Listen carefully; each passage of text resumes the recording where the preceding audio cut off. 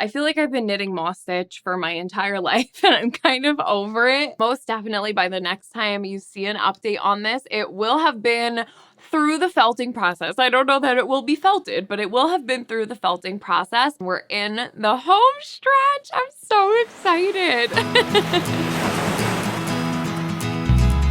I'm Nora, and this is also known as Nora Knits.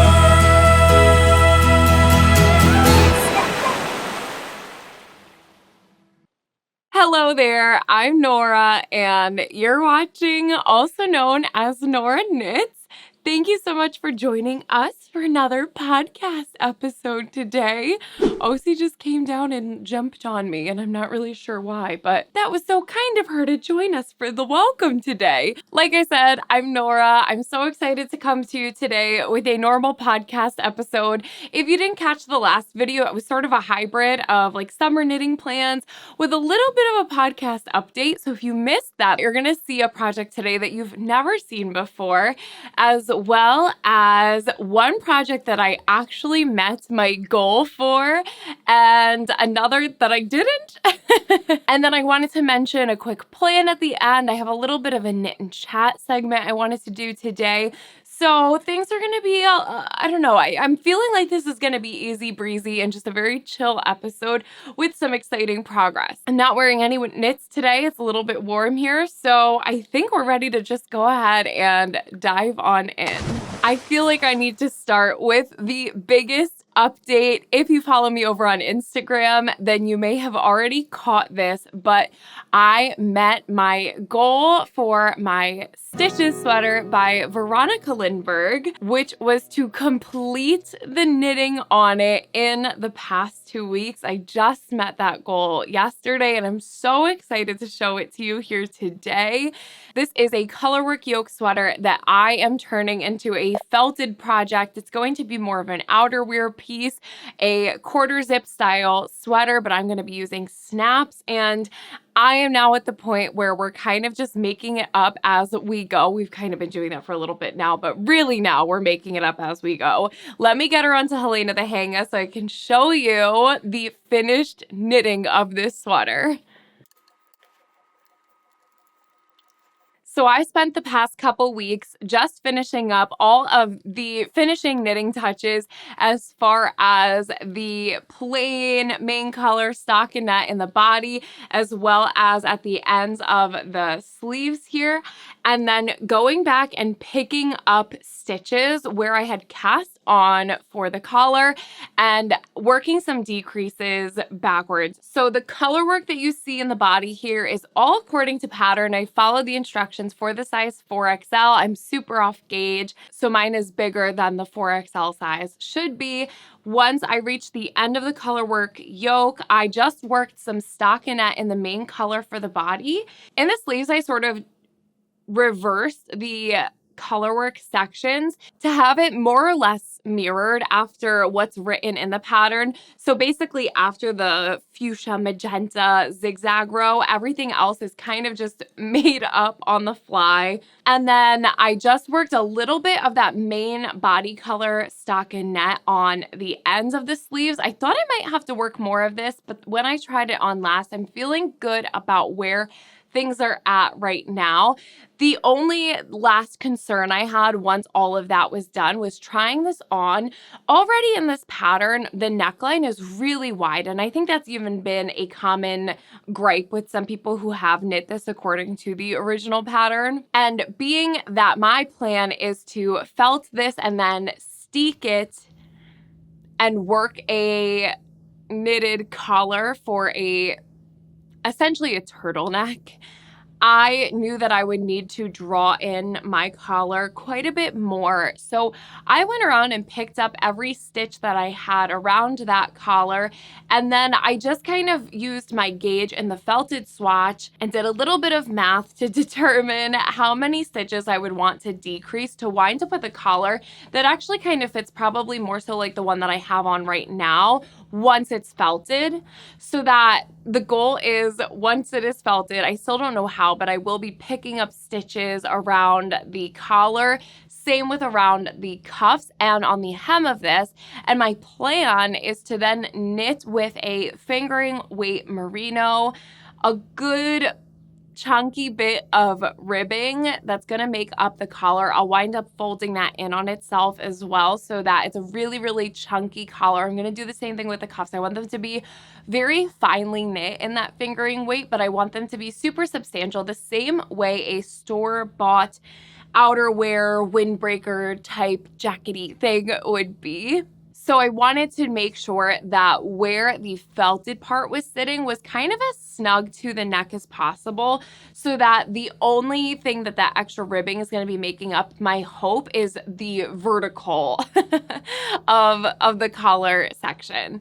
So I don't know how I'm going to pick up stitches yet. I have a few theories, and I know I've tossed around so many ideas for how I'm even going to felt this in the first place, but I have settled on the way that I'm going to do this. Once I finished the knitting on this yesterday, I've watched a ton of videos on felting bags and hats, and most people are doing that. No one's really felting their sweaters, and for good reason. It's a really big experiment, and so I also have already accepted that if this goes totally sideways, I'm going to find a way to salvage what I have of felted fabric and turn it into something like a bag or a pillowcase or something. It won't go to waste. Ideally, though, this is going to wind up being the felted quarter zip of my dreams. So right now, the way I'm thinking of doing this, and this has changed since the last time we spoke, but it's because I've done a little bit more research. I was talking about originally going in and needle felting the sweater first, but it seems like that's just going to be a ton of work. But also because it's already a knit fabric, I believe that the needle felting is more so if you're adding kind of loose wool onto something rather than just trying to get these knit stitches to clump together and felt themselves together. So I'm not going to do that. That also means I don't have to buy any more supplies. My plan is, I think what you're going to be seeing now are some clips of me trying this on before it's blocked or felted, but I think I'm also going to just run over everything with a steamer just so that I can make sure all the proportions are looking okay.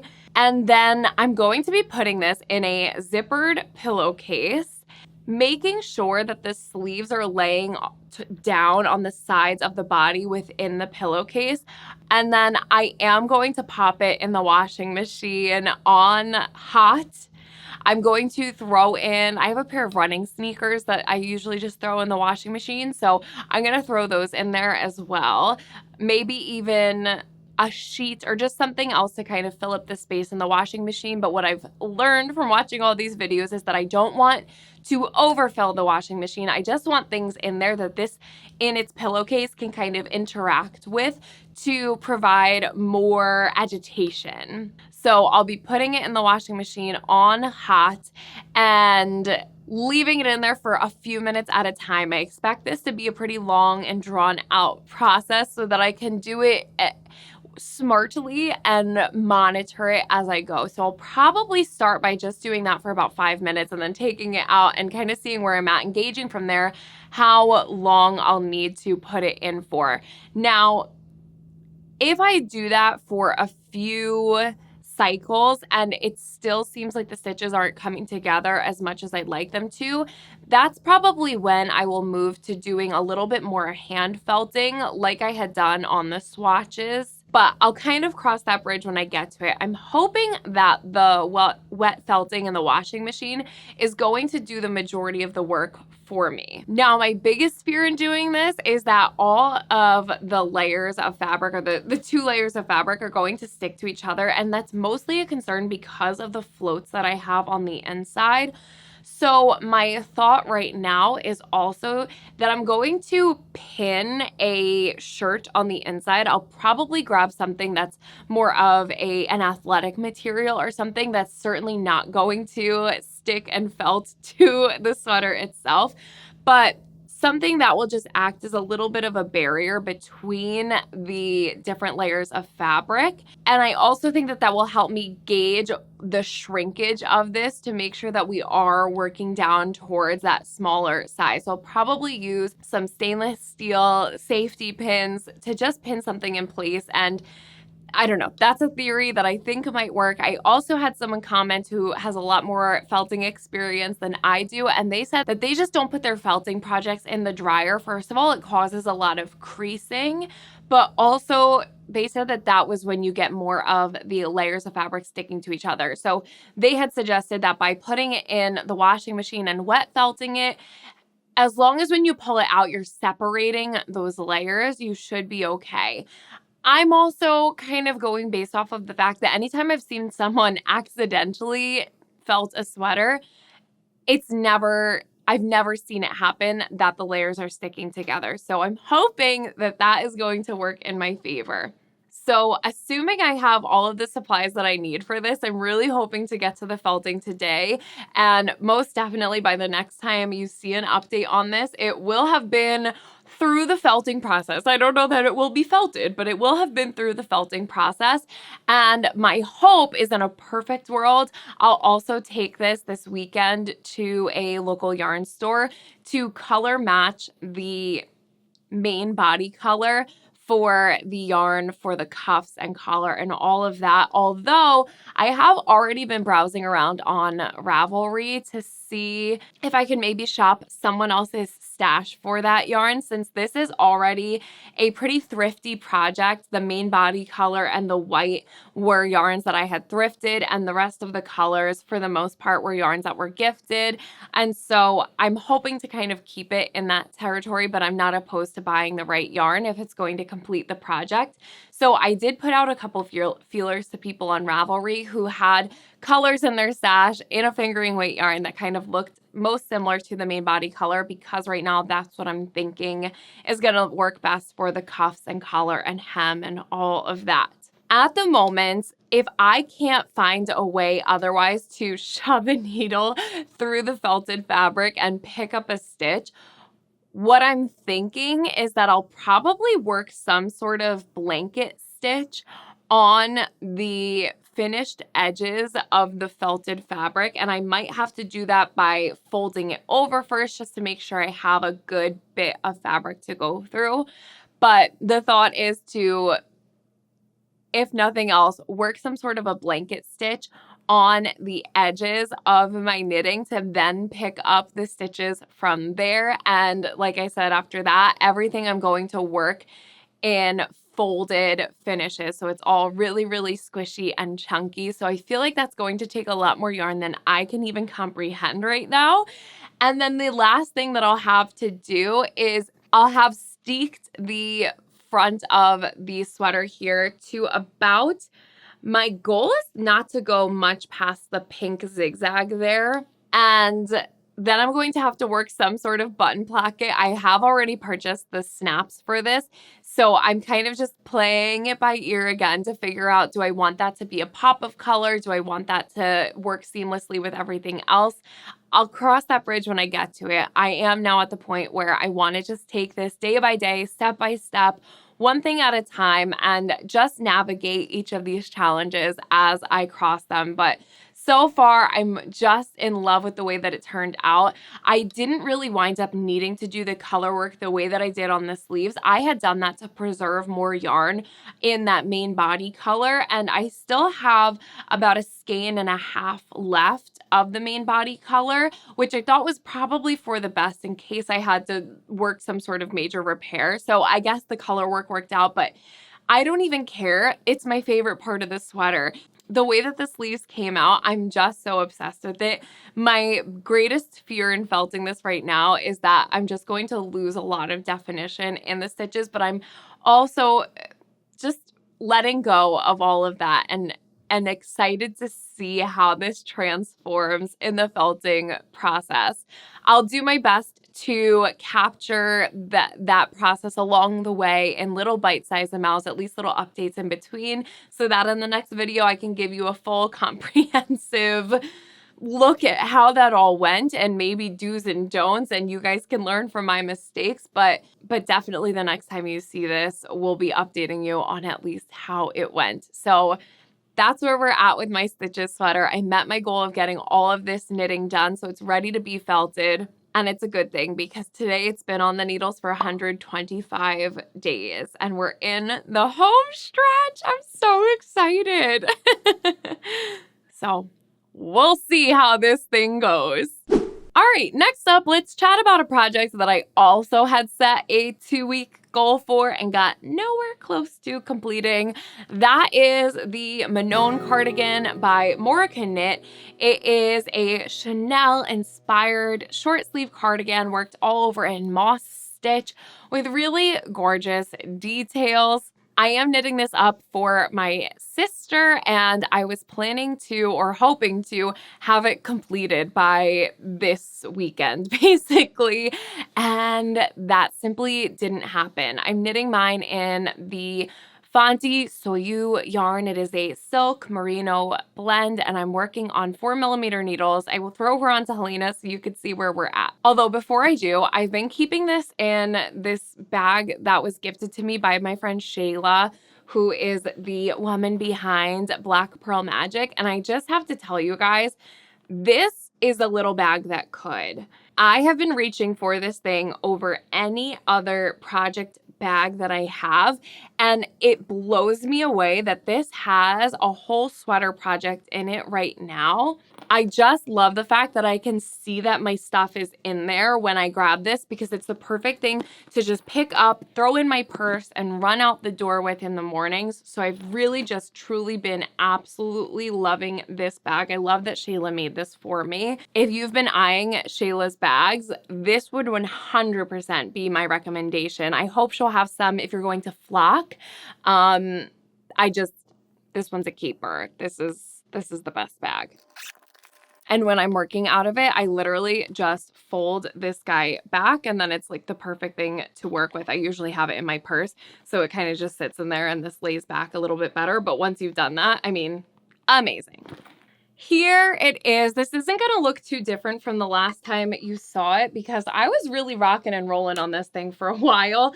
And then all of a sudden it just felt like I hit a wall. I feel like I've been knitting moss stitch for my entire life and I'm kind of over it, but I'm not done with the body yet. So I'm knitting this in between the sizes medium and large. I basically knit the whole top section in medium and then tried this on my sister. And we decided that we needed to add a little bit more width in the, or a little more room in the circumference of the body here. So I just started increasing to some sort of made up number that was going to work with the circumference that we were then going for. As of the last time I measured this, I think I have about 1.5 inches left to go in the body before I can work the hem. And really that's so close to being done, because once that's finished, it's just going to be finishing out these sleeves, which are going to be a breeze, and then working the button placket and all of that. So I'd love to see this done in the next week. It's a little bit of a push at this point because I've just been so hung up in this body for literally what seems like forever. But this kind of just got pushed to the side while I focused on the stitches sweater, as that became more of my mindless knitting. So I definitely just didn't put the time into this over the past week like I wanted to. But I definitely want to get this to my sister sooner than later so she can get a little bit of wear out of it before it gets too hot. Once it's done, I'm literally going to drive this out to her. I'm still absolutely loving this yarn. It's some of my favorite yarn I've actually ever worked with, and it's super bouncy. So I probably should also, before I completely sign off on the body, I will probably give this a little steam block just to see how those stitches are opening up and make sure that I'm really at the right length, because she did send me the dimensions of a reference shirt. So that's what I'm following here. I also should make a note to source some buttons for this. I think she wants something sparkly, so I'll double check with her, but I'll be on the lookout for that soon too. And otherwise, not much more to say. I guess it's only been on the needles for 23 days, so not too bad. We'll try to keep this one under a full month, I think. Before I move on to that project that you guys haven't seen yet, I'll give you guys the quickest update ever on the Dachshund by Alan Dart. I am working now on the head of the doggy, which means that its little chicken body is all done. I think you can kind of see now that it is starting to turn into a little dog, but I'm just still chugging along on the head of this one. This also got pushed to the wayside, but I don't have to have this one done until mid-August. So I have a little time, but I do want to prioritize this so I can move on to the actual baby knits.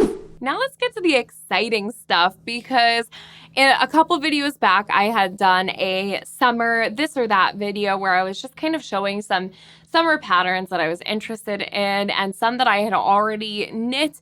And I love them so much that I was kind of trying to find other patterns that were similar in vibe but different, so I just wasn't knitting the same thing over and over again. And that was when I came across the pattern that I'm about to show you. I mentioned it in that video, and afterwards the designer did reach out and offered to gift me the pattern, for which I was super grateful. I was planning to knit this anyway, and so that was just a really sweet gift that kind of pushed that process along a little bit. Now, in last week's video, I was discussing my summer knitting plans, and so I did show this in that video because I was talking about stash down summer and just trying to work a lot of projects out of my stash this year, which is also going to play into a new plan that popped up since that video. But the yarn that I'm using for this one, I just have a scrappy little ball here. This is some KNC. I already forgot what the name of it is called, but it's a cotton and viscose blend yarn. This is a few years old now, and I mean several years old now, because I actually purchased this and had crocheted it into something, or started crocheting it into something, and I think I ran out of yarn. I lost seam. I don't know what happened, but I frogged that whole project and had tons of this yarn then hanging out, waiting to be made into something, although it has seen better days because that cotton and viscose, they don't like to be frogged. So it's been a little splitty, it's been a little tricky, but the project I'm working it into is just, I think that they're an absolute dream pair. So this is the Garden Party Top by Rhonda Yerxa. It is a bottom-up construction, not my favorite, but I'm learning to maybe enjoy it a little bit here.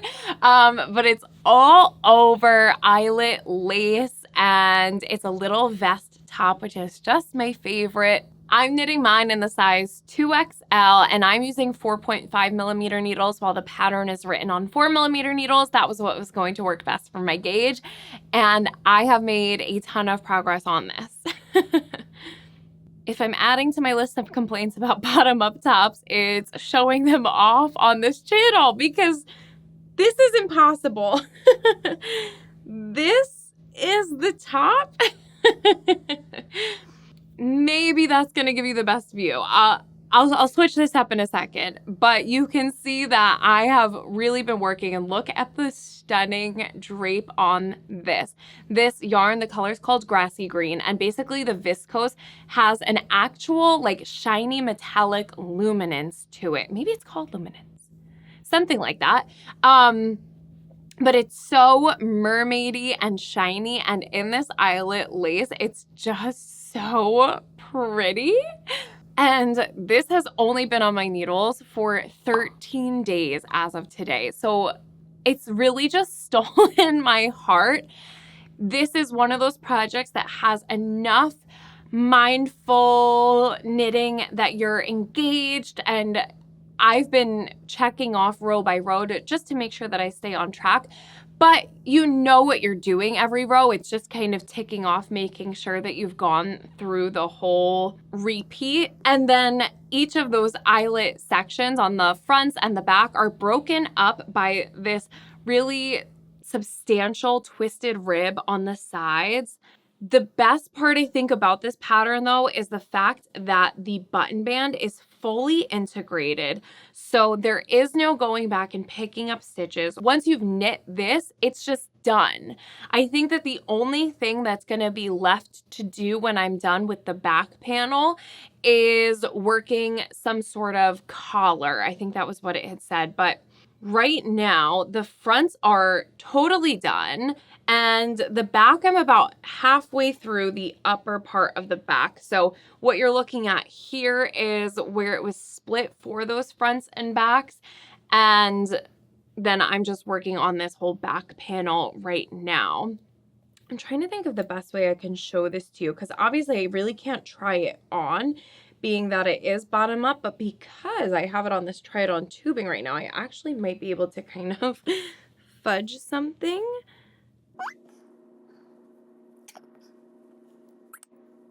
I don't know that I even put that on the right way, but you can kind of see where we're at. So it's a very cropped little tank top. And that is even with me having worked, she mentions that you can work a few extra rows at some point if you do want a longer tank top. So I did work those additional rows. This has 3 buttonholes, and I'm going to be using some shell buttons that I actually had. I do think I have this inside out because the buttonholes are on the side, so they should be over here. I harvested some shell buttons off of a linen shirt that I was getting rid of. So I'm going to be using those buttons here. And so there's just going to be 3 little buttons down here. And then it does have a little split hem. So you start with the ribbing on this one, twisted rib. It's a little fussy because you're starting with the front and the back. And I think that that's why this does feel a little bit different bottom up versus your standard tank top working bottom up, because typically with a regular just vest tank top, if you're going to work it from the bottom up, you're just working in the round, working stockinette up until the point where you reach the underarm, and then you're splitting usually, and then having to work 4 little sections of straps. Versus if you're working from the top down with something like that, you're usually starting out with those little fussier bits, and then you get to work mindless stockinette after that. This one's kind of bookended where you're starting out with fussy little bits being the fronts and then the back panel, joining that all together. Then you're working flat and you're engaged because it's all over eyelet lace. And then you split for the front and back, and you're still working pretty substantial panels since it is a vest. I'm actually pretty glad that I'm trying this on right now too, because when you get to the tops of these straps, there's just a measurement in the pattern that you start working until you reach that measurement. And I think before I join the front and back, I will try this on again to see if I might need to add just another inch or so to this strap to make sure that I'm getting this as long as I want it to be. But so far, I've really enjoyed this project. It's been a pretty nice, I would call this more of an intermediate project just because of the lace and the bottom up and everything, but it's been super engaging and well written, well thought out. So I've just been really having fun with it. And I think especially knowing that once it's done, I'll get a ton of wear out of it right away. It just feels good to work on this right now. So yeah, it's been on the needles for less than 2 weeks. I'm really loving working on it. Even though I'm working with my wooden needles for this one, I found that that is just the easiest way to work with these slippery fibers. So I think that there's even a good chance that this will be done in the next podcast. I feel like I'm starting to sound like a broken record, and there's simply no way I'll get all of this done by the next podcast, or we're about to have a totally clean slate, which is a cool feeling. I'm looking forward to that. So that's the Garden Party top by Rhonda Yorksa. Before we get into a little knit and chat that I wanted to bring up today, I wanted to tell you about another plan that popped up, of course, as soon as I finished the summer knitting plans video, but that is a little accessory that I'm probably going to start knitting in the next week. I apparently have a lot going on the next week. We'll see what actually happens here. But I have a friend who's getting married, and her new last name is going to be Lemon. So I was just like, let me see if I could find something lemony to knit up. And I came across this lemon pouch by Yoon Jung. It's the cutest little drawstring bag, and it's literally, it looks perfectly like a lemon, the way that they've done these little tucks at the bottom of it. So in a perfect world, my plan is going to be to knit one up for myself to use as a purse, probably at the wedding.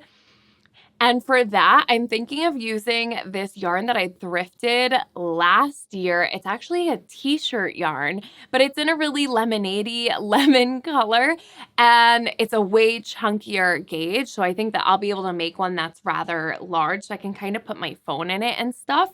And then for my friend, I'm thinking of knitting up a smaller one in some of the leftover yarn from my Salty Days sweater, that buttercup yellow. And I think that I will just stuff it with a few little maybe touch-up things for the day of the wedding, like little makeup removers or refreshers or a mint or something, and kind of make it into like a little touch-up kit for her for the wedding day. And then after that, something that she could always kind of throw into her purse or something like that. I just think it would be a really fun little project. So for her, I want to make it smaller, something that she can kind of just tuck away into another bag. But for mine, I want to make it huge.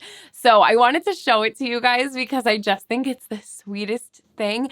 And I'm having a total fruit moment right now where I want everything I own to have a fruit on it. And this just seems like the perfect kind of summery accessory, stash busty thing. So hashtag 2025 from the vault.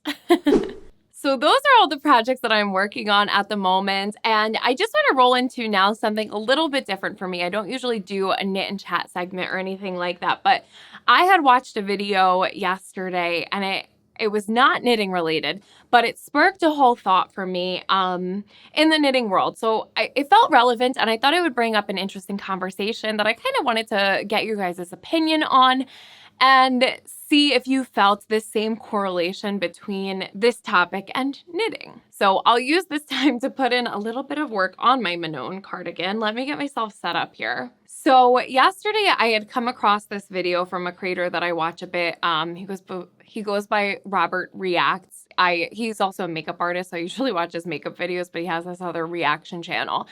And essentially, he was talking about a story where an Australian influencer had released a cookbook, and there were some other cooking influencers or baking influencers. I'm going to use those two words just interchangeably because they're calling it a cookbook, but it's baking, so you get it. But another cooking, baking influencer had noticed or been made aware of the fact that this book contained a recipe that was eerily similar to one of hers.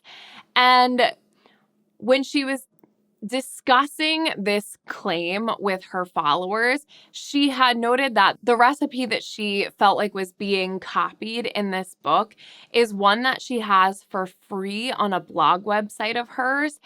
And she was discussing the fact that when it comes to recipe plagiarism, your work is not just about the recipe and the ingredients going into it, but also the writing style. And that's what really makes a recipe. So not just the ingredients and the amounts and the order in which you're putting them in, but the way that you're writing down those instructions. And she went on to show the ways in which these two things were really, really similar between her own recipe on her blog and then the cookbook.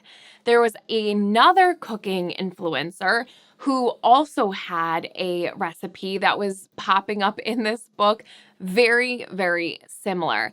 And it was pretty clear that from one recipe to another, one creator to another, the recipes in both of these instances were basically exactly the same, with the exception of a couple of words here and there. So literally the difference between saying, begin by putting your nuts in the food processor and pulsing them for 15 times.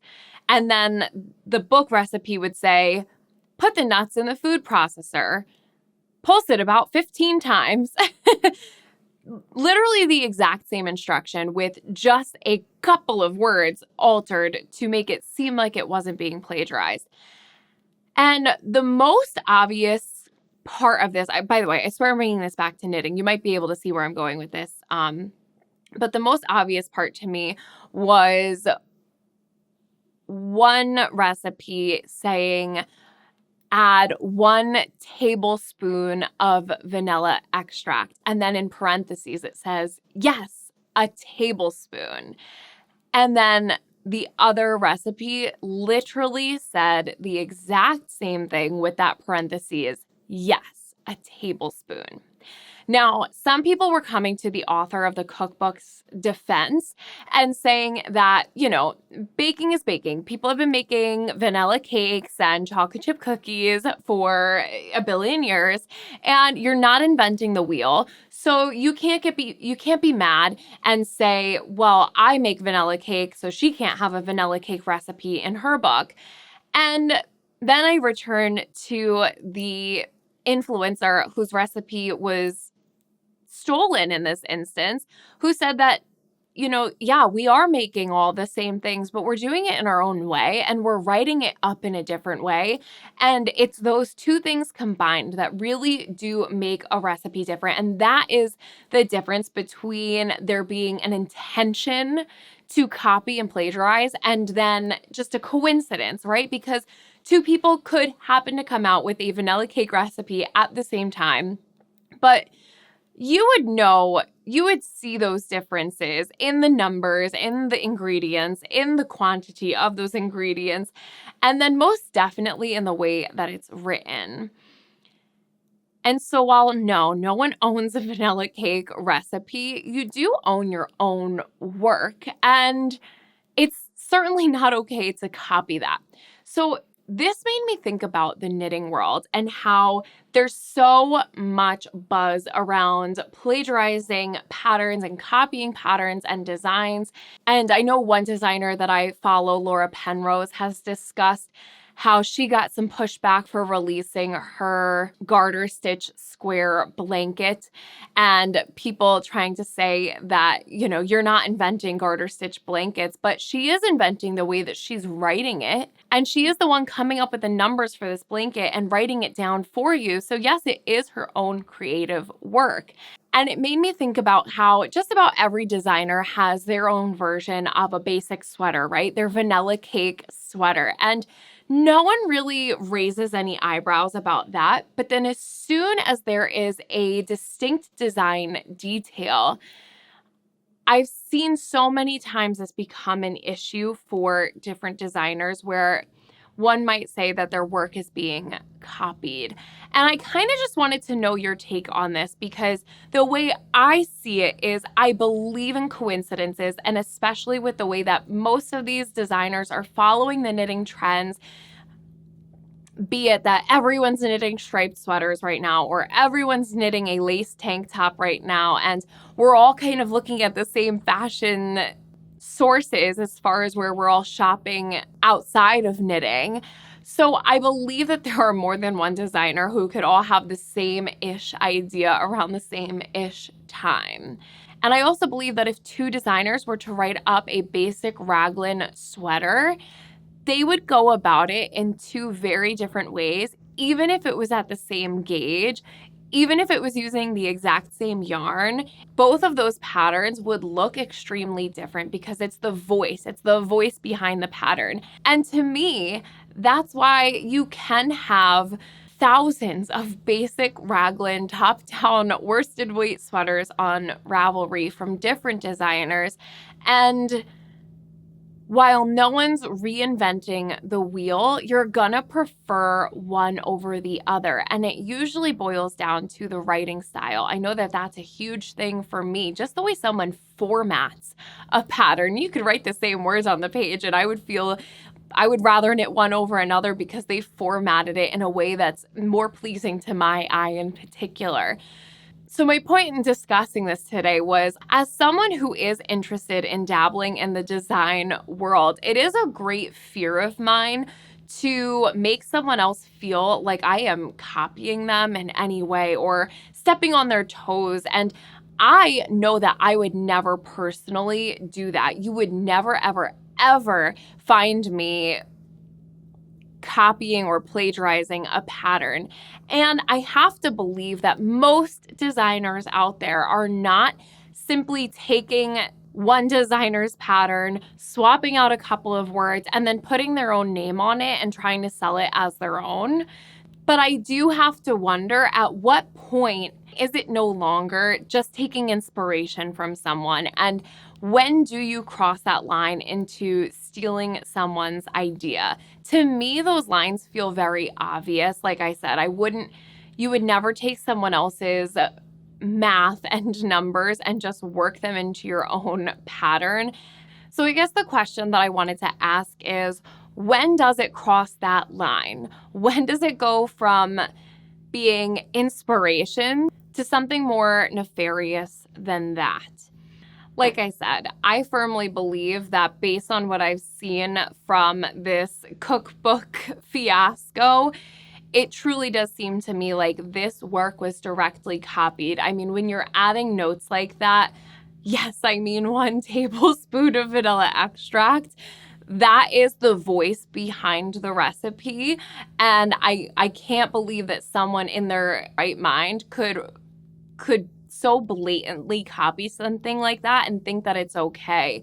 But I do tend to see the glass half full, and I just have to believe that in the knitting world, there cannot be too many cases of this blatant type of plagiarism and copying someone.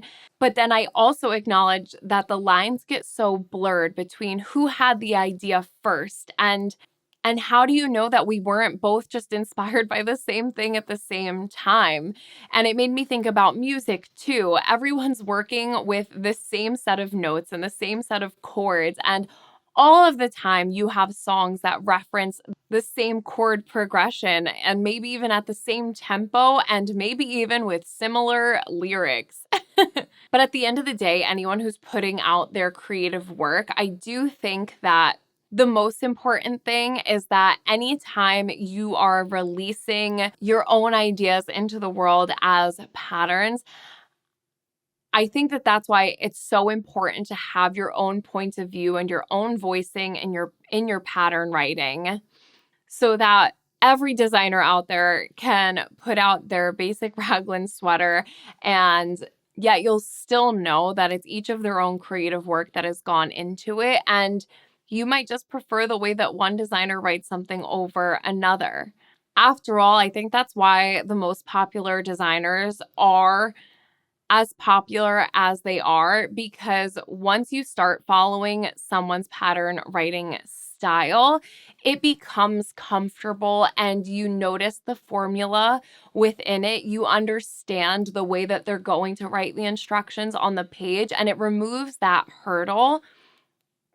Personally, I'm just very passionate about finding those vanilla cake recipes that have been sitting at the bottom of the barrel, just to kind of add a little diversity to the mix from my own perspective. But even I can admit that when you jump from designer to designer, there is a learning curve every time you open a new pattern. And sometimes you just want to go back to old reliable what works and trust that you know the cake is going to turn out really well. So I just thought that this was an interesting story as I was listening to it. It made me think about the knitting world. And no pun intended, I thought it was some good food for thought today. And I wanted to get your opinion on it, like I said, specifically as someone who's interested in designing and is also aware of all of the competition in that space. What are those things that set one raglan sweater apart from another to you? And maybe where do you draw those lines yourself? I'll also be sure to link the original video that I had watched in the description if you're interested in going and watching it too. He's very funny. He does great reaction videos. But yeah, how is this for something a little different today? I could honestly sit here and just keep knitting on this and chatting with you, but I think I've taken up enough of your time this Saturday. So with all of that, if you enjoyed this Knit and Chat segment and there's another topic that you'd want me to mention here on the channel, something that we could get the community chatting about in the comments, I'm happy to do it. So just let me know if there's any topic that you'd want to discuss down below. And otherwise, if you enjoyed this video, you can let me know by giving it a thumbs up. If you subscribe and you ring the bell, then you're going to be notified anytime I post a new video. However, you can usually expect an upload on Saturday mornings at 9:30 a.m. Eastern time. And with all of that, a big old thanks for watching. I'll catch you on the next one. All right, you guys. Bye. So I threw the stitches sweater into a pillowcase and into the washing machine. and everything was going so well. But the last time I went to go check on it, the sweater was not in the pillowcase. The zipper on the pillowcase broke